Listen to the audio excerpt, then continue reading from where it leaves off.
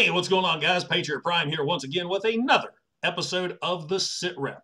And my guest tonight hails from the Great White North, M from Transformers and Video Games. M, how are you now? Good, and you? Not so bad. So, M, tell us a little bit about yourself. Well, I'm M from Transformers and Video Games, the YouTube channel. I started collecting Transformers back in 1984. And when I say, I'm an old guy like you, when I say collecting Transformers, I mean, I was always interested in them. I'd ask for them for Christmas, birthdays. I had a pittance of an allowance that I used to save up back then. And, unfortunately, money was tight when I was a kid. So I tended to pick up mini-bots, the Soundwaves micro cassettes, Go-bots. Didn't have a lot of money for anything really major or substantial. But anyway, I've been a fan since 1984. Stopped collecting pretty much around the same time. Everybody else says, hey, I got into girls and this and that. I'd love to tell you something cool like that. I totally caved into the peer pressure. All of my friends, it must have been at like 11 or 12, had decided they were young men at that point and had given up on toys. And quite honestly, I still like to play with them. But I'd more or less caved and probably played with them a little bit in secret for a bit. And then I totally gave up. I did that too. Yeah, totally gave up on it after that. And at that point, I'd moved on, and I guess I thought I was too cool for them. Jump ahead, got married in 2005. It's funny. What sort of got me back into the Transformers was, and I'm, dating myself. I'll be dating myself throughout this whole video. These days, when people think of cell phones and smartphones, I mean, it's just a no-brainer.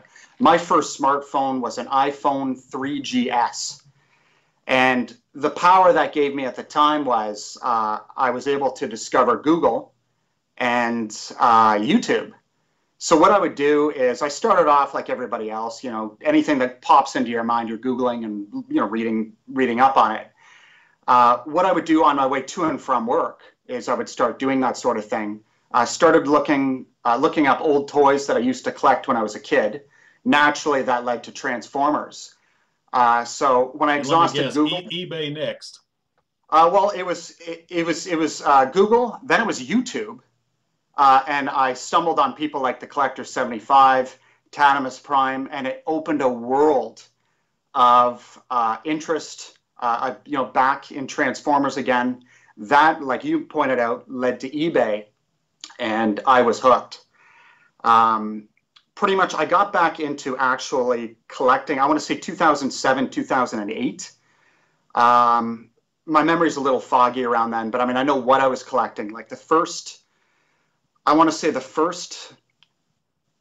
Transformer I brought back into my collection as an adult was the San Diego Comic-Con Blaster reissue. Do you remember that came in a shiny orange box? I do. He came with like 3 cassettes, right? Correct, yeah. So that was my first one. And I remember I didn't think I was going to go full tilt like I am now, but I remember bringing it home, mentioning to my wife, who didn't, I wasn't collecting at the time. This was new. Just explaining to her, I used to collect this stuff as a kid. I thought I'd pick this up. And she was like, yeah, I guess that's kind of cool. That's fine. So I got into G1 reissues, and that was right around the time of the Classics line. So unfortunately, I'd missed the boat on walking into Walmart or Toys R Us and buying those figures, but there was a lot of local resellers. There was one right close to where I lived who was selling the Henkei, or the Japanese versions of those figures. So I got in pretty deep for a while with the Classics line and G1 reissues. Naturally, that expanded into learning more about the franchise. I got in pretty deep with G1. Like, I didn't know about things like Target Masters, Headmasters, Micro Masters, Action Masters. I mean, if you'd mentioned that to me at the time, I mean, it would have gone right over my head. When I thought Transformers, I thought up to and including the movie maybe, and that was it. Well, it's funny, when I started doing my G1 reviews, the first ones I did was the oddball characters. I think Pretenders was one of my first ones, and a lot of the comments I got was people like, I never even knew these existed. Yeah, and that's totally me. I had no idea about that. But as I did my quote-unquote research on my way to and from work, I opened up a world, where I learned about all that stuff. started a podcast with a buddy of mine called the Transformers and Beer Podcast. This is a good friend of mine. I'll mention him again a little later. But he's a good friend of mine. We've been buddies for over 20 years. So, you know, essentially it started out, it was an excuse. It was his idea. He's the tech guru, as I'm sure you figured out with us trying to do this. We won't go into that. That's a whole new video right there. Yeah, yeah. Especially our one outtake, which I hope you didn't save. But No. so he's the tech guy. He said, listen, why don't we get together? We'll do this. We'll do a Transformers podcast, and it'll just give us an excuse to get together, crack a beer open, catch up with each other for an hour, and, you know, we'll record it. It's an audio podcast, right? So you can't watch it anywhere, but it's, again, I'll when I plug myself at the end, I'll mention where people can listen to it. But good deal, because I've heard of that before. I don't think I've ever listened to it, but it does sound familiar. So today is March 6th. I know you're going to be uploading this on March 8th, which coincidentally is my 1-year anniversary to the day of this channel on YouTube. Oh, outstanding. So this was very timely. And, you know, to bring me right to current before you get into the questions, I feel like I've made it. I'm sitting here talking on the SITREP with one of my favorite YouTubers, Patriot Prime. Well, thank you so much. And yeah, it's funny how that's how we met. We met via YouTube in the comments section. It's funny how YouTube has brought so many people together. I've met so many new friends doing this, which kind of runs into question number 9. Well, of course, I want to thank you for taking the time and talking with me and willing to do this and introduce yourself to my community so we can kind of share the viewers, if you will. Yeah, the pleasure's all mine. Thanks again. Excellent. Well, how the SITREP works, if those of you who this is your first episode, or if you just need a refresher, is I ask my guests 10 questions. 5 questions regarding Transformers and 5 questions regarding my guest as a YouTuber. So if you're ready, Em, we will kick this off. I'm ready, brother. Pitter patter, let's get at it. Question number 1, sir. What is the appeal of Transformers to you? To me, I'm going to say the main appeal is nostalgia, and that may or may not make a lot of sense because I'm not just talking from a G1 perspective. I loved the cartoon as a kid. It was my absolute favorite toy line as a kid, although I was in pretty deep with G.I. Joe as well. But the toys have just always appealed to me, and I'm guessing it was that age-old 80s marketing where they got us eating sugary cereals and stuff, you know, with a cool jingle. You know, all that stuff. I mean, I guess they can't do that anymore, right? They can't market to kids that way, and that's why we don't have, you know, the same sort of Saturday morning cartoons, as far as I'm aware. But that's actually something I read about, and that's true. That's why our animation now is so simple. And well, I have a 4-year-old. I watch some stupid cartoons. I know of a show called Uncle Grandpa, if that makes any sense to you. You know, like the Transformers cartoon was a brilliant, 22-minute advertisement for toys, and I guess they just can't do it anymore, which is a shame. But that's why I think we grew up in the best era when it comes to, I mean, I get the Transformers are more sophisticated now and a lot more posable and cool in a lot of ways. But when you look at the whole package of what we had back then with the toys, the cartoons, the marketing, and even the other toy lines that people don't talk about that often in the 80s, you know, like Sectors and Mask, Brave Star, the Rambo figures, all that stuff. I mean, it was an awesome time to be a kid, in my opinion. But no, when I say nostalgia, I mean, I even get nostalgic feelings. I mean, particularly now, I walk into Walmart and I just bought an Optimus Prime last week, a G1 Optimus Prime, no trailer. But, you know, even if it's not a G1 reissue, just going in there and seeing the names I recognize. Look, take the Siege line, for example. I walk in there and yeah, Megatron's not a gun, but he looks a lot like the Megatron robot that I mean, I shouldn't say that because you know, G1 Megatron had his issues as much as I love the figure. But you get that nostalgic feeling from, let's just say, even the cartoon. Well, that's like me walking my son through an aisle. Granted, he doesn't really get it yet, but it's so cool that I'm walking through a toy aisle with my son, seeing the same figures or the same brand that was on that shelf when I was a kid, walking through that same aisle with my dad. Exactly. Yeah, it's pretty awesome. So nostalgia is the key for me, I think. Excellent. All right, sir. Number 2, aside from G1, which is always the number one answer. What is your favorite Transformers fiction? Comic, cartoon, movie? Now, this is going to surprise a lot of people, but believe it or not, Beast Wars. Dude, And I'm there with you. well, I know you're a Beast Wars fan, and like I said, I went into Beast Wars. I watched that. Me and my buddy on Transformers and Beer, we actually watched every episode of the entire series 1 week at a time, and talked about each episode after we watched it, and just broke it down. And it was my first time seeing it. So that show, I mean, this was last year, so that show's what, 20 years old, Yep. 25 years old now. So I watched it, and I'm like, I'm a total G1er. Right? And that includes Masterpiece and the whole G1 look and all that. So I thought, there's no way I'm going to like this. You know, Optimus Primal turning into a primate. What was it? Truck, not monkey? Yeah. I thought, I'm just not going to be into this. And I went in thinking, this is garbage. Like, the first, I mean, in fairness, I thought it was a bit of a shaky start with that one. But I think most series are, because they're introducing the characters. But, man, my buddy Joe, I think even after we watched it, still isn't a believer, and he watched it back in the day. I think it had the opposite effect on him, like my podcast partner. I think he thought it was pretty ridiculous. I don't think he really knew why he sat down to watch it back in the day, but I actually really enjoyed it. I enjoyed it for everything that wasn't G1 about it, if that makes sense. It was a new thing. It was very well written, and I loved the character development. I mean, look at Dinobot.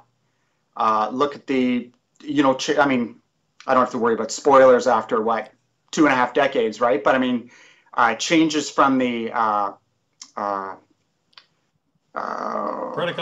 Predacons to the Maximals. And during the whole series, I was sort of doubting, like, are these his true intentions? Is there more to it here? Maybe I was reading into it a bit, but there was a struggle with him that you saw in the show. The death of Dinobot, I thought, was a powerful episode. And Black Arachnia, I thought, was a fantastic character. And she had a bit of a switch later on as well when it came to, I don't remember now, just because I've only seen it once, if it was a full and complete switch or if it just tied into the love story with her and She got into a full switch because there was an episode where there was a booby trap program in her. And they had to go in and remove the program, and she got turned into a trans-metal spider. That was like one of the very last episodes of the 3rd season, but she did the full switcheroo because of that. So I was fully accepting. Like I said, the writing was excellent. I loved the tie-in to G1 in the last couple of episodes, or last season anyways. Remember, we actually saw the G1 Transformers from the original cartoon in 1 or 2 of the episodes. Remember, they were in stasis or something like that. I'm not sure what the term is. But I love the tie-in to G1. And like I said, I thought it was a really solid series. And I won't get into it just because I don't want this to be a 1-hour sit rep. But a big honorable mention goes to Transformers Prime. I've only watched 1 season of it. I'm kicking myself for not watching it. I don't think it's on Netflix anymore, so I've either got to buy it or maybe I can find it on YouTube somewhere. But the first season I thought was great. It had some dark elements that certainly the G1 cartoon didn't go there until everybody died in the 86 movie. But, I mean, wasn't it the first episode we saw Cliffjumper get killed? Mm-hmm. I recommend getting it on Blu-ray if you can. I bought them all on Blu-ray. It's a fantastic transfer. I mean, beautiful, beautiful show on Blu-ray. To be completely transparent, the one beef I had with the show was Yes, and fair enough. I mean, I don't think it was being marketed to my demographic, so there's going to be kids there. Jack, not so bad. I can't remember the kid. Nico, I think, and there was somebody else, if I'm remembering right. Raph was the glasses kid. Was there a Nico? Miko was the girl. Miko, yeah. Now I can't remember the guys. But I've heard they phased them out a little bit. I mean, they didn't phase them out, but they became a lot less pivotal to the storylines later on. So, well, with each of those shows, I've noticed, because I've tried to watch them all, is they always start off real kiddified. And then they realize, well, the parents are watching with the kids. Oh, the kids aren't interested anymore, but mom and dad's still watching primarily. And that's what I noticed with Beast Wars. It was very childish at first. Then it Yep. grew into its own thing. Transformers Prime, same way. I mean, these newer ones, I haven't gotten into those at all. I haven't watched the new ones. I forget where people are watching them now, but I know there was a Titans Return and stuff, and I'm interested, but it's just hard for me to The always the dedicate the time. animation was very. It's like every character talked like Captain Kirk, very slow, and the animation was weird. So I didn't get into it. Maybe I'll Yeah, try again, but it just wasn't my thing. yeah, I'll pick it up at some point. All right, let's see. Question number 3. Do you have a favorite figure or grail, one that you will never let go of? Say you have to sell your collection. Is there that one figure that you will not let go of? There is one figure, and if we have time, I'll throw in an honorable mention. The one main figure, and there's a little bit of a story behind it. I've got a really nice Go Figure Canadian issue G1 Megatron. I'd love to get a US boxed one. I've actually got 2 Canadian ones, but I absolutely love that figure. I love the character.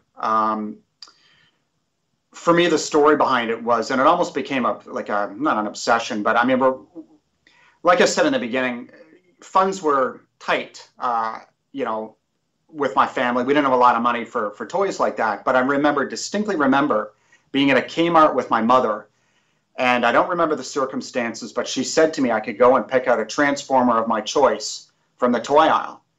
And I couldn't believe it. So I went along, and believe it or not, G1 Megatron was there in all his Walther P-38 glory.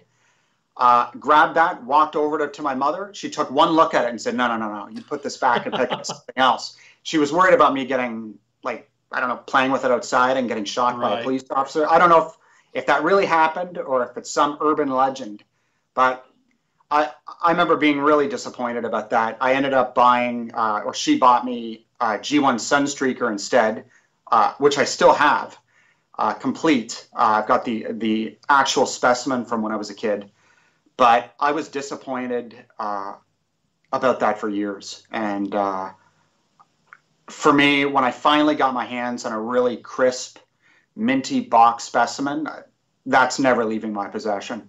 That's awesome. I love that. So that's my grail. That's why. And if I'm going to give a real quick honorable mention, and we chatted about this during our little test session yesterday, but I managed to get 3-hour test. A 3-hour screen test. Yes, interview, medical examination. No, I managed to get lucky. I got a really nice mint in box Fort Max. Wow. And I actually bought it after the Encore came out. So I've got the Encore one as well.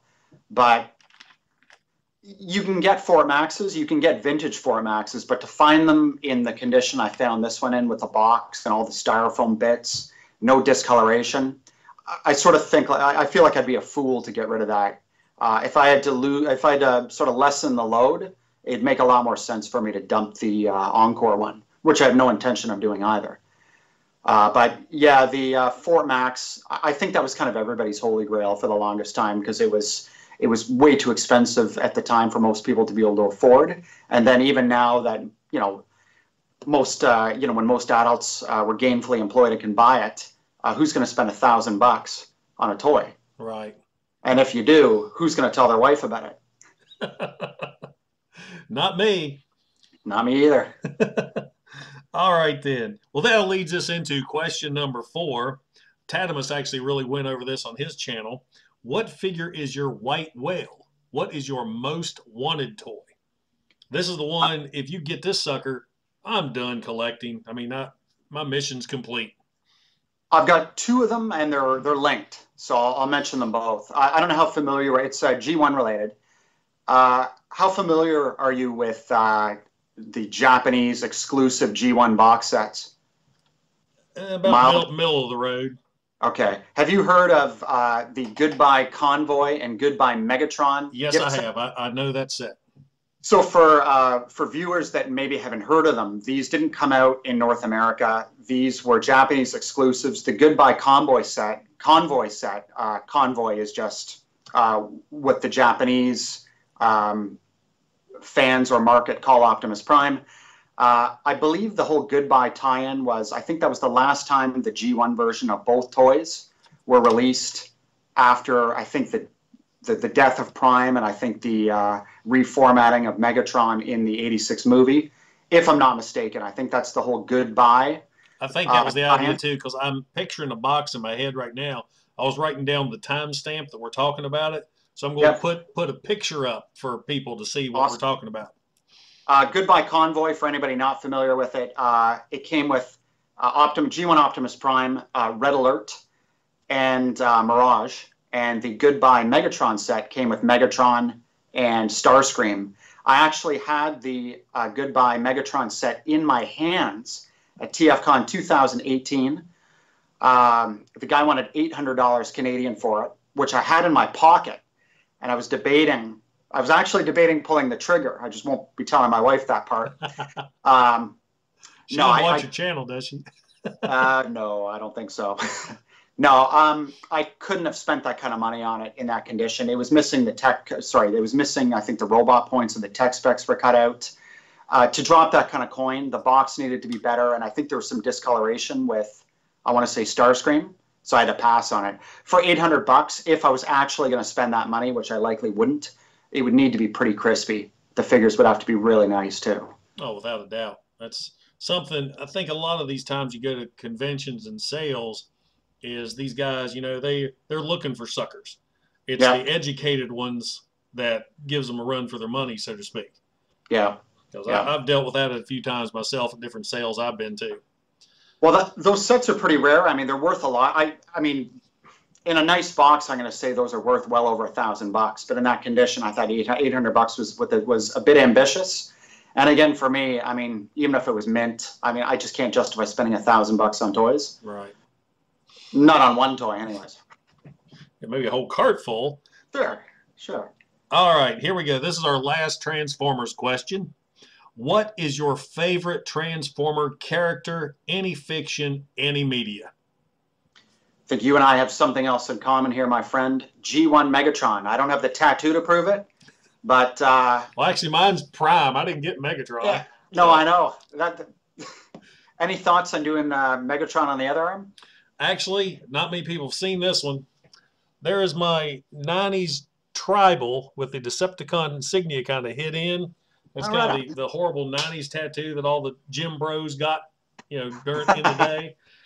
Before my son was born, the plan was Optimus for this arm, a Megatron cover up on this arm. So, I don't know, possibly not. But like, Megatron's my favorite. I loved him in the cartoon, although I thought he should have blown away Starscream years ago. I don't know why you would have somebody like that stick around in your ranks so long. Obviously, he rectified that when he was reformatted into Galvatron in the movie, but it was a long time coming. Definitely. I love the toy. I love the Walther P-38 alt mode. And little known fact, sort of a goal of mine in collecting, is I'd love to have every licensed version of G1 Megatron that was ever produced, including Ray. So that means Japanese Black Megatron. It means the non-chromed Japanese exclusive version of Megatron. You know, the one with the if I'm not mistaken, the inside of his legs and arms are blue. Don't quote me on that. I know the black one has the blue inside, inside arms and inside legs. All the G1 reissues, you know what I mean? I want the Encore one. I want the Blackie Hobby repaint. Believe it or not, I'm most of the way there. I recently picked up the, do you remember I want to call it the Chronicles version? Came with Dark of the Moon Megatron, and it came with yes, I remember a non-chromed Megatron. I got that one, I think, at TFCon last year because the price was right. I think I paid $80 for that, and I figured, even if I wasn't collecting Megatrons, I can't turn down a sealed G1 Megatron reissue for $80 Canadian. Oh, no. I always wanted to get the Megatron that was in the book, like this. I've got that one. Yeah, that's the next one. I love these. I used to have a whole bunch of these figures, and there was a purge at one point when I really wasn't into this like I am now, and this is the only one I kept, and I'll get into that as I complete my Insecticon reviews. There's a reason I've got this box. So I sold off a lot of my reissues when I replaced them with like nice boxed vintage figures. I just didn't see the point in having doubles of all this stuff. So, I mean, I guess you could say that me selling them off some of that money went towards the vintage purchases. But you know what I mean? Like I had almost the whole run of that book, that Takara book style set. I think I was missing Optimus Prime and maybe one other one, and I might only have about 5 of them left at this point. All right. Well, here comes the hard stuff. We're done with Transformer questions. Now we're going into the YouTube questions. It's number 6. What possessed you, a grown-ass man, to do toy reviews on YouTube? Quite honestly, for me, if I'm being honest, I mean, I'm a natural introvert. So I think for me, I thought to put myself, now I'm normally, sometimes I'm on this side of the camera, sometimes for the whole video, sometimes for an intro or an outro, sometimes not at all. But I honestly did it because I thought it would sort of challenge me in a different kind of way. It would sort of push me outside of my comfort zone. The best analogy I can make for somebody that maybe isn't naturally introverted would be, I did the same thing before I met my wife. I thought, what is the most awkward thing I can do in the dating world? Let's do blind dates. So I would meet these women. I'd maybe seen a picture of them and exchanged a few emails. And I mean, I don't think it gets much more awkward than that. A number of them went well. There were a few not so good. But I've got some stories myself. Yeah, it's just stuff like that. I mean, I don't love being uncomfortable, but I think sometimes it's worthwhile to push yourself a little bit outside your comfort zone. And I know we chatted about this a little bit yesterday. When I started this channel a year ago, there was no G1 reissues on the market, no new ones. We hadn't seen, I think, a G1 reissue, I want to say, since the Triptychon Platinum G1 release, which was several years ago. So when I looked at the landscape on YouTube, I know Graham, the Collector 75, was doing G1 reviews. You'd been doing a lot of G1 reviews, but there wasn't a lot of representation. And I thought the last thing I wanted would be for the history of Transformers to be lost when it comes to the YouTube collecting community. Sadly, the videos that guys were doing 10 years ago aren't high def. Some guys were shooting in portrait mode. You know what I mean? Like, people aren't going to watch those reviews. But when you get guys like you or Graham shooting in high def, showing these cool figures from back in the day, I just think it's that kind of thing that's going to, it's going to keep these things top of mind and keep interest. And I mean, now, 6 months after I started the channel, Walmart started doing their G1 reissues. So once again, G1 is back, top of mind. People are buying it, and I think people are appreciating it. So I think that's really good. Excellent. All right, sir. Number 7. What keeps inspiring you to get in front of your camera? For me, I mean, most of us, I think, have 9-to-5 jobs with some degree of stress. I'm certainly no different. For me, getting in front of the camera and shooting a video, doing something like this, it's just a stress relief. It's an escape for me from kind of what I have to do 5 days a week, day in, day out, and I have no choice but to do it. So for the most part, there's that. And I think a big thing for me is the interaction with my friends and people in the community. And when I say my friends, I mean, like, guys like you, guys that I've met on YouTube. I mean, I spoke to you for the first time yesterday, as in we were looking at each other face to face and exchanging words. But I feel like you're an old friend, man. We've been chatting in the comments for the better part of a year. And to me, I don't know, like, I can't go to work and talk about Transformers with my coworkers because nobody collects. Nobody's into it. So for me, it's like an escape. This is a corner of the internet where, there's like-minded, cool people out there doing the same thing. And for me, it's kind of that, quite honestly. It's a great way to chat with friends and like-minded people about it. Great. Excellent. Good answer. All right. Question number 8. There are thousands of toy reviewers on YouTube. What makes you any different from the rest? Other than the shades. Other than the shades. Okay. Well, that takes care of my answer, man. No. I think for me, I mean, I cover two pretty major collecting hobbies. Transformers is the main focus of my channel. I think most people that are subbed to me are there for the Transformers. I'm a gamer as well. I mean, I like modern video games, retro games.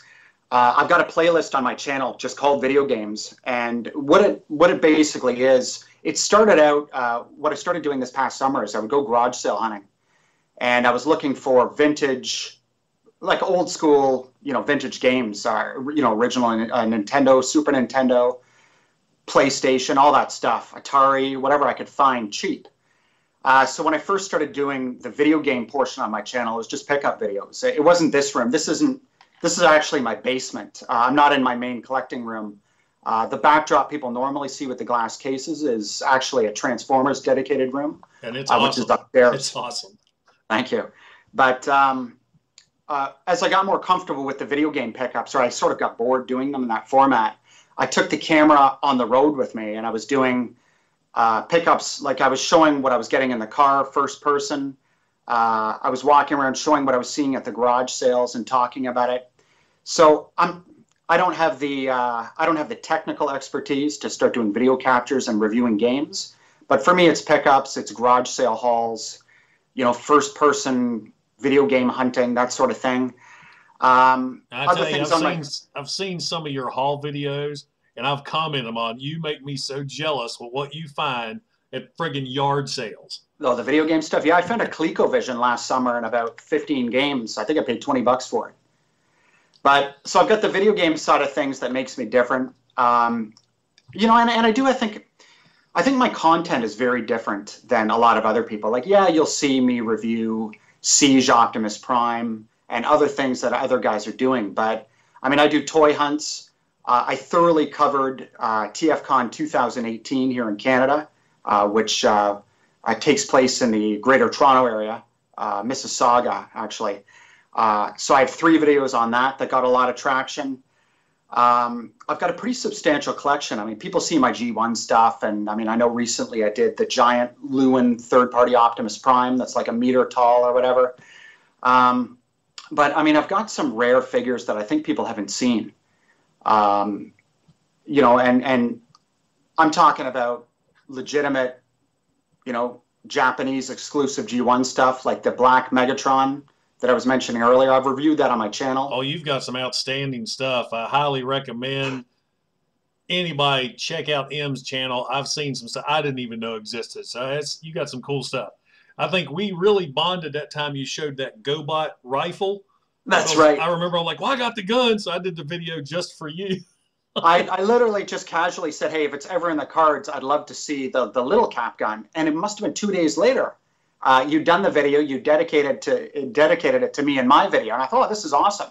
I've actually been looking on eBay for the larger one, but I can't find it for a decent enough price for me to give you a heads up about it. But there's 2 people looking out for that for you.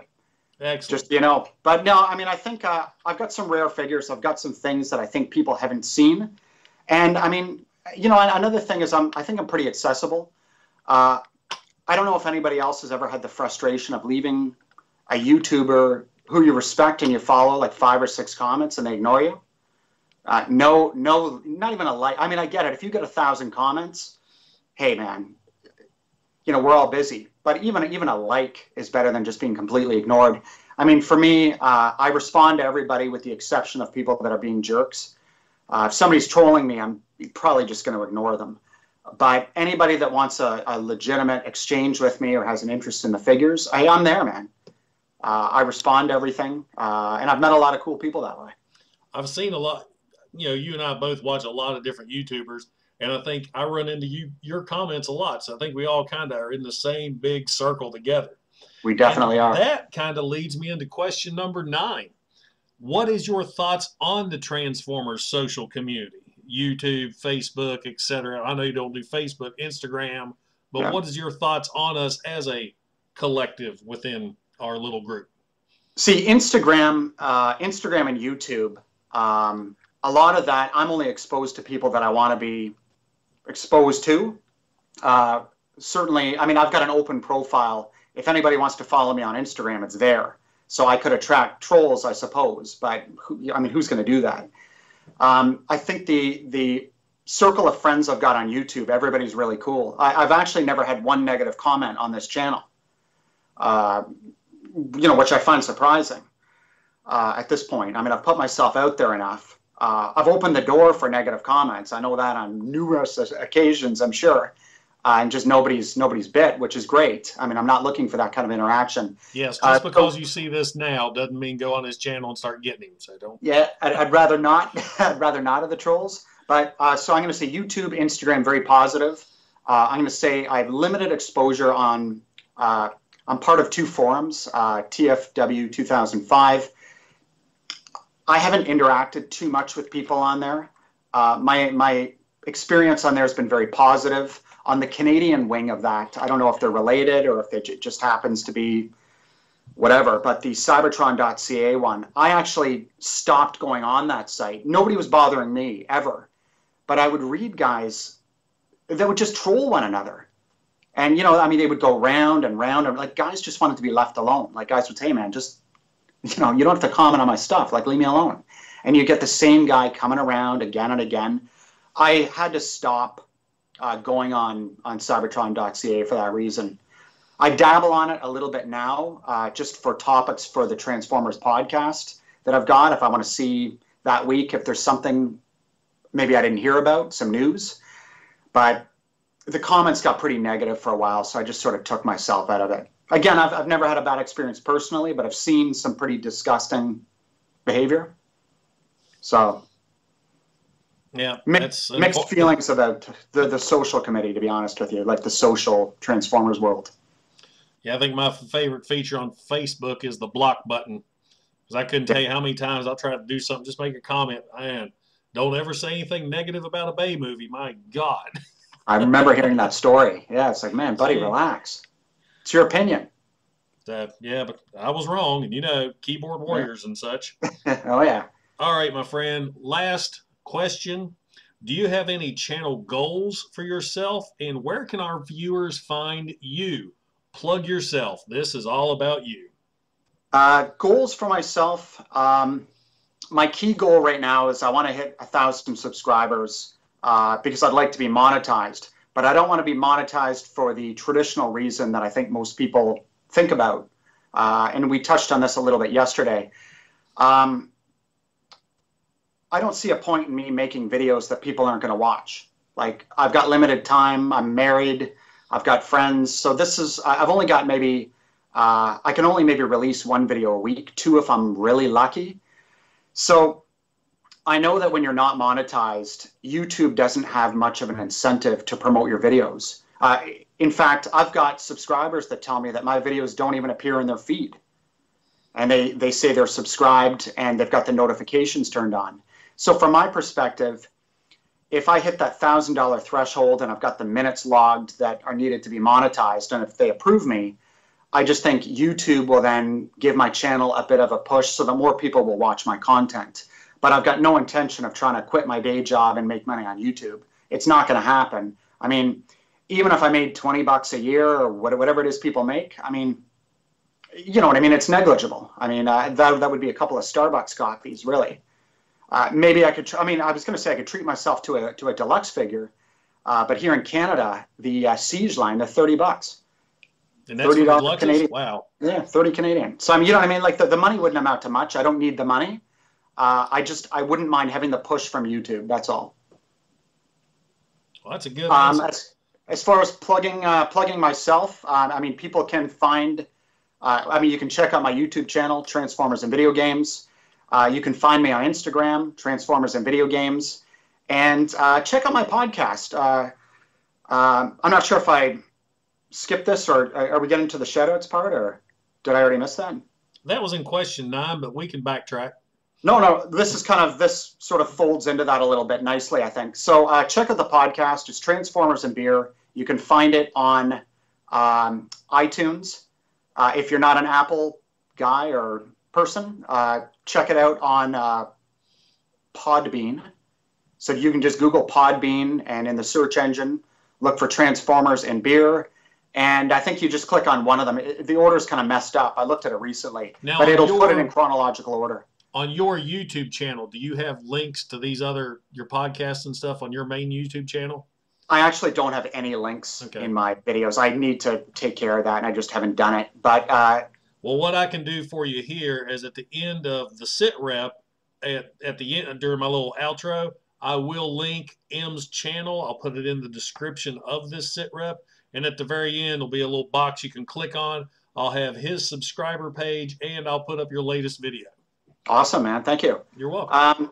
Real quick about the shout-outs, and here's the thing, man. Like, I'd love to sit here, grab my phone, and shout out everybody who I'm subscribed to, because there's a lot of great people out there. And I quite honestly think that there's a lot of people that could use, my help and your help and the community's help in promoting them. There's guys that I think have way better content than I do, and they've got a fraction of the subs, and I just don't get how the algorithms work.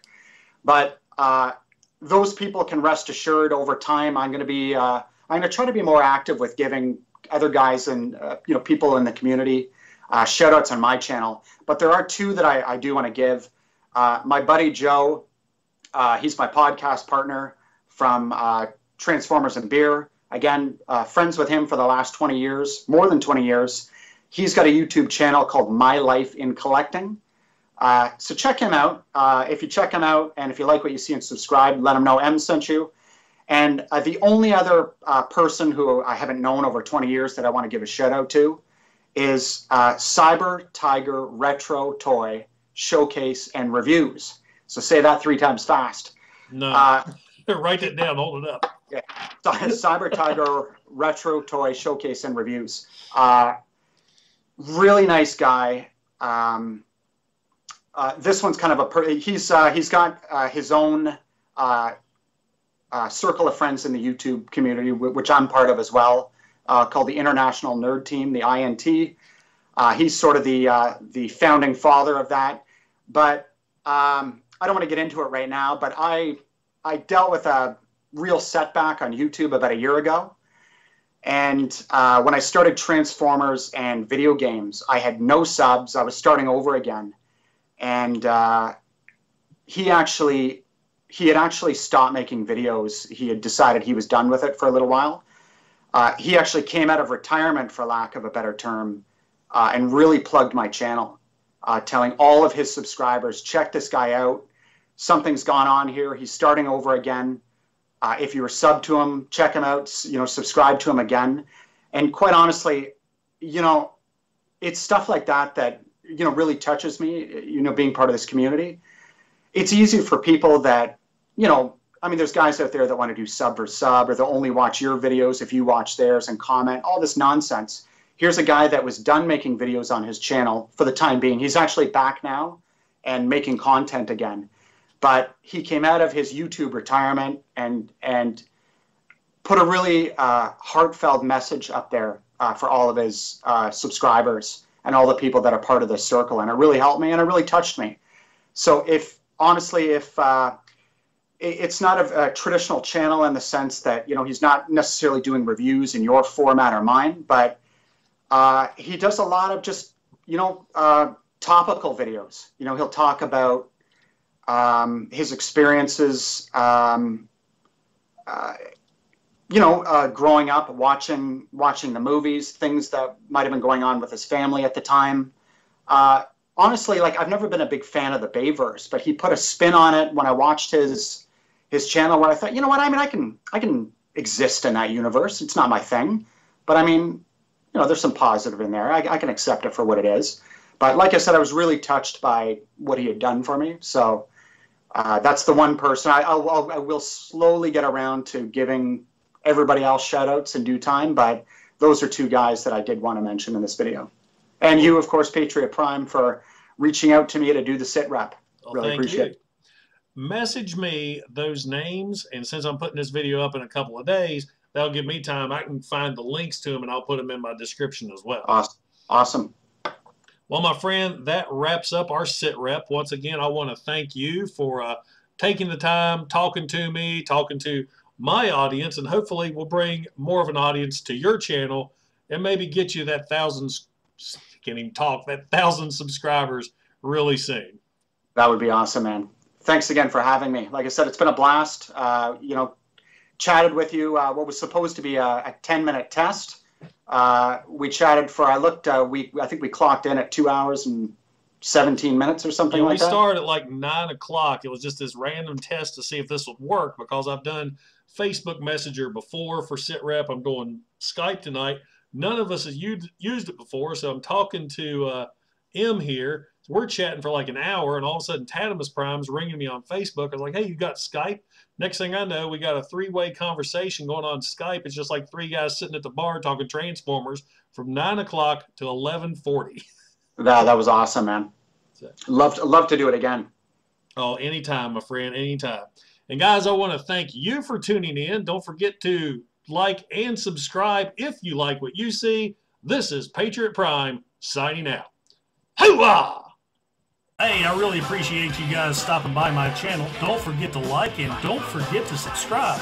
Also, check out some of my other videos that I've done on Generation 1 Transformers, Modern Era Transformers, and Toy Hacks Retro Label sets. Once again, this is Patriot Prime. Hoo-ah!